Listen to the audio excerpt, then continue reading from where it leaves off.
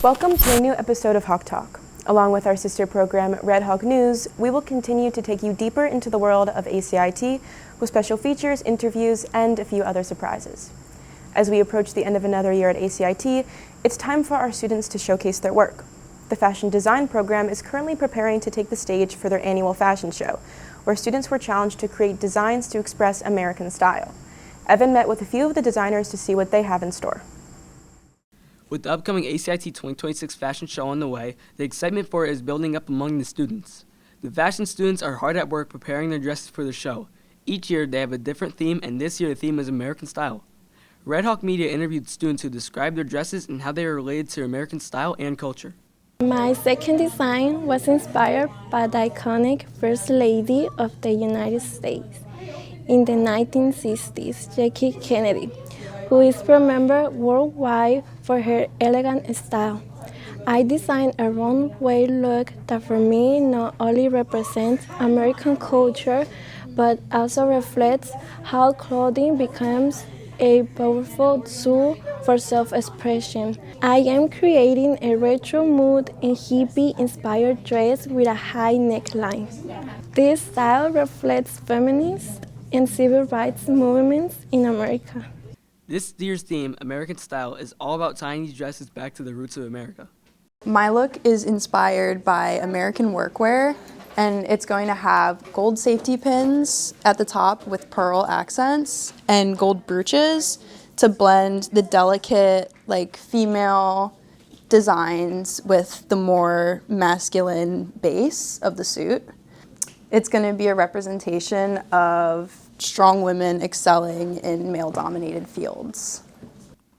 All throughout this year, fashion students have been preparing for this big moment. There's a lot of excitement and a bit of uneasiness as well. I'm super excited. There's a lot of good pieces, and I feel like everybody should definitely come, even, if it's just to support us or buy a ticket and just don't show up anyway. I'm excited for this year's fashion show because as a senior, it's my last year, and I'm really excited to see how everything comes together. Fashion students are working hard to make their ideas come to life for the fashion show. They have ambition and definitely a bright future ahead of them. If you're interested in attending this year's fashion show, remember to buy tickets by visiting the ACIT website or by scanning the QR code in the hallways. It will take place May 7th at 6 p.m. We hope to see you there. Don't forget to purchase your tickets for the fashion show. It is a one-night-only performance. Students in the Vocal Academy traveled to Virginia Beach and Busch Garden for the Music in the Parks competition, where they sang against numerous other schools. They emerged victorious against a highly competitive field and an extremely close vote, earning first place superior and best overall high school choir for their efforts. Congratulations from everyone at Red Hawk Media. The musical talents at ACIT extend beyond the vocal cords, as Mr. Donald Gallo helps our young musicians find their groove. Tyler sat with Mr. Gallo to learn more about his own musical journey.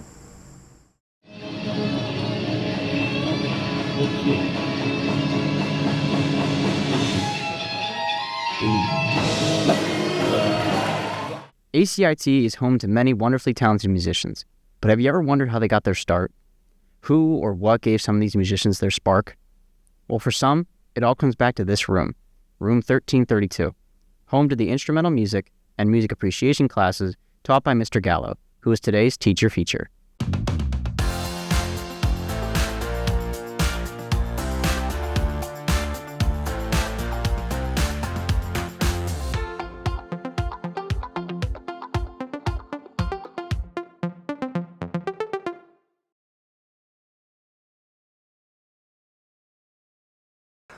So I've been here for 15 years. I teach instrumental music and I also teach music appreciation. Music appreciation is for students who are looking for just kind of an overall experience in music. They learn how to play instruments, they learn music theory, they learn about music history. Instrumental music is for musicians or budding musicians who have an instrument of choice that they like to play, and they get to basically every day just kind of practice their instrument and then learn some techniques for performing and how to perform. They get to perform in front of the class a couple times during the year. Without a doubt, my father. My dad is a sax player. That was my first instrument, was a saxophone.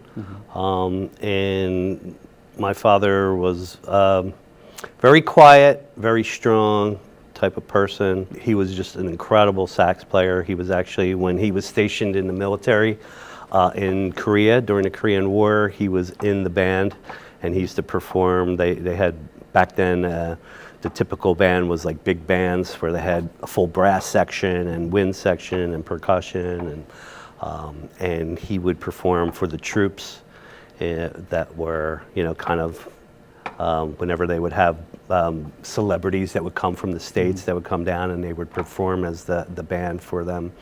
And he really loved it, and his passion for music really inspired me to become a musician. We always had lots of albums back then, and that's how we listened to our music on albums. So he had lots of different jazz albums and classical albums and different albums, and I would just sit down there and listen to that and hear him play, and it really inspired me to become a sax player. Music is this amazing entity. It's not like anything else. It just isn't. It takes on its own characteristics. It has healing properties.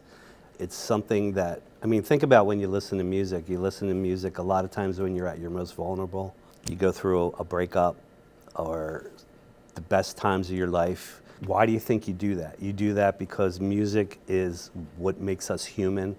Music is what brings people together. And if I can, and when I teach music, students get that. I don't have to teach them that. They already recognize that music is special. But I feel like my job is to let them explore it and in some cases just realize how difficult it is to play an instrument, how difficult it is to learn music, to read music, play the piano. Your left hand is reading one type of music while your right hand's reading something different. You have different rhythms, you have all these things moving, your brain is going crazy trying to connect all these dots. How difficult that is allows you to appreciate when you're watching a concert and just watching another classmate sit at the piano and play. Don't just go, he's okay. That's pretty good. Like, could you do it? That's the question. Could I do that? They make it look easy. It isn't. It is not easy. Playing an instrument is very difficult. It takes a lot of time and effort, and you have to really focus.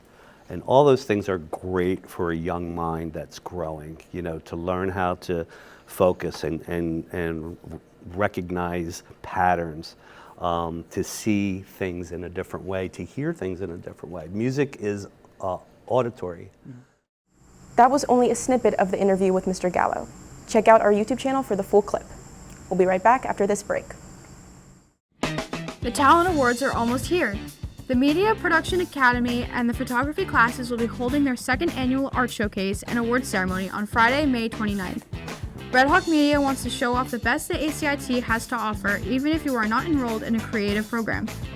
All artists, writers, and designers are welcome to submit their work and be nominated for an award. Please scan the QR code and complete the submission form. Students can enter 2 pieces of art per category, but you can only submit a total of 6 entries to be considered. All physical art submissions can be delivered to room 1190 before the May 8th deadline. Stay tuned for more information as we move closer to the big night. Are you interested in learning more about ACIT and its amazing students, faculty, and activities? Visit Red Hawk Media online to discover reports, interviews, and features that were not included in recent episodes of our programs. Check out a video essay to take a deep dive into a unique topic. Watch an explainer clip to learn a new skill, or enjoy one of ACIT's many shows in the Performing Arts Center. Got a story we should cover? Whether it's an unsung hero on campus or a club event we missed, we want to hear from you. Scan the code on the left and let us know about it. Scan the QR code on the right to visit us online. Remember to subscribe and follow us on social media to receive the latest news. Red Hawk Media is always on the lookout for the best of ACIT.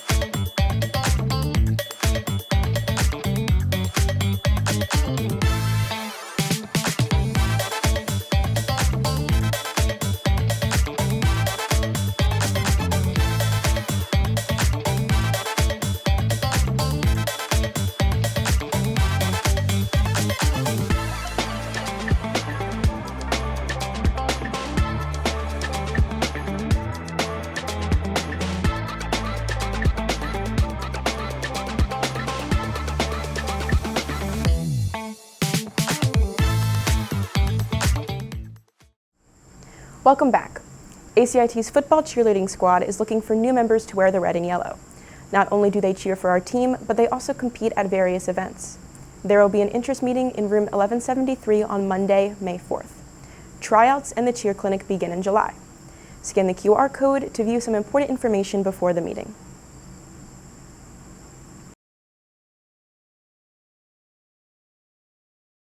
Your ACIT Redhawks celebrated their senior night this past Monday on April 27th. Led by their 7 seniors, the Lady Redhawks played hard and worked as a team. Before the game, seniors were honored for their dedication and commitment to the program. It was a meaningful send-off to the seniors who have given so much to the program. Seniors felt the love and support from their family, friends, and teammates. The game showcased the heart and grit each girl has shown during their high school career.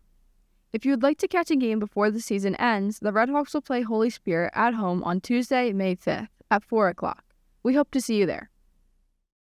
During the busy days at ACIT, most people are looking for a place to relax and take a deep breath. There is no place better to find some peace and quiet than our media center, and there is no one better than Miss Amy Ozurkas at creating a place where everyone is welcome.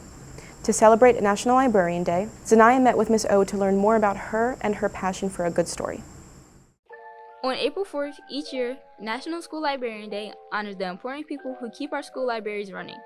School librarians, also known as media specialists in New Jersey, work hard to keep the library organized and to help students find the resources they need.